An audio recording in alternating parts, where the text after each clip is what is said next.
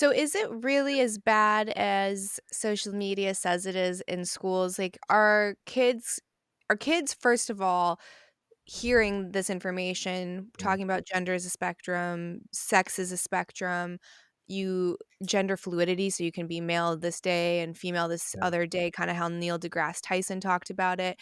And then are they taking this in as fact? So are they hearing it and are they believing it? Uh, so I'm in like the Instagram world too. So like I'm like, oh, okay, so this might be overblown. Here's why I Mhm. don't believe that it is. I have a lot of people in my life that know I'm a teacher, but don't know that I have a social media account or a podcast or anything like that. They just know me Mhm. as like Will, like the teacher. And they tell me these stories. I have like cousins in Massachusetts who don't know anything that I do online. And they're telling me about how, their daughters are coming home saying like, is it okay that I'm a girl? I have friends that live in Long Beach out here who don't follow any of my stuff. They're talking about how their kids are in like fourth grade and reading some like book about their trans uncle and trying to get people to realize that you don't have to be a binary. So yeah, I think it's a lot.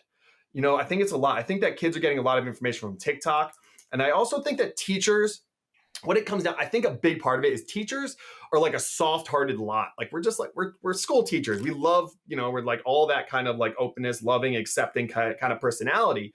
So if someone, is going down that road of like, hey, I'm a part of this marginalized group, it just makes you want to accept them and hug them, metaphorically, just like envelop them in like this like loving embrace. And you're scared that their parents won't accept them. I've had kids whose parents abuse them and things like that. So you want to keep that from them because you don't want their parents to hurt them or hurt their feelings or anything like that. So I think it's like misguided compassion on a lot of teachers to just kind of let this stuff go as opposed to just asking them questions about it. But I think it's happening a lot. I really do, and I don't know. I know what's happening like in my classroom in my school, and then my friends' classroom and schools. I'm in like different cohorts of like and groups and stuff like that of different teachers, and it's happening. Yeah, it is. Well, with that, because that's a common argument that you hear. So they'll say, well, the reason that we aren't telling the parents that we changed the child's name or changed the child's pronouns is we're scared of the parents' response. I guess why is the initial reaction that that not you specifically, more like the collective view as far as teachers and administrators go, why is the knee jerk response like the parent's not going to accept them, the parent's going to be abusive, the parent is, we assume the worst out of the parent. Why is that the first call? I think it's the narrative that's being sown about like the thing you hear over and over again. It's like trans people are being killed on the street. Trans people are Uh-huh. being killed left and right. Like you break down even that data. New York Times, it was like a couple of years ago, and I can't find the article, but it's something along the lines of they were talking about all these rabbis were getting beat up in Brooklyn, and it Mm. was something like Orthodox Jews were being attacked in hate crimes, 4-1 for against black people hate crimes in New York City, and 20-1 for trans people.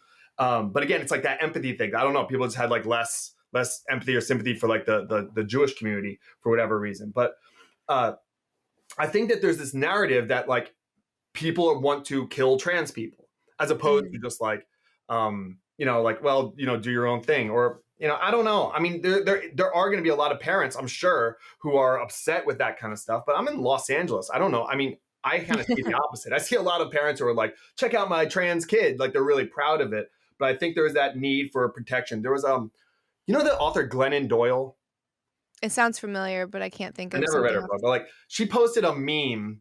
She's like a very famous author, but she posted a meme and it was like of a like a mountain lion mom like growling, like snarling, and then a couple of her cubs behind her, and it said the cubs were labeled like LGBTQ children, and then the mother lion was like me, and it's that flip side of empathy. It's like the empathy that you want to care for the ones who are helpless. That's why we have it Mhm. in like our DNA, but it's also the mother bear. It's like if this person's helpless, I'm going to be the most vicious thing you can imagine to protect them. So I think that Mhm. the teachers take on that role of like the mother bear of like I got to protect this kid because oh you're a marginalized person now. That means you're helpless. That means I need to protect you. Whether or not there's a real threat or not. I mean, you get mauled by the bear and you have no intention of hurting her cubs, but she sees you as Mhm. a threat. I think it's something along those lines. Does that make sense? Yeah, and I guess To that, it's when do we start realizing that we're no longer in 1964?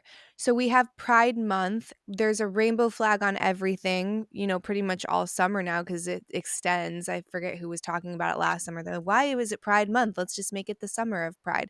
And you have 30% of the high school aged children now identifying as something within that umbrella of the alphabet. So is it still marginalized?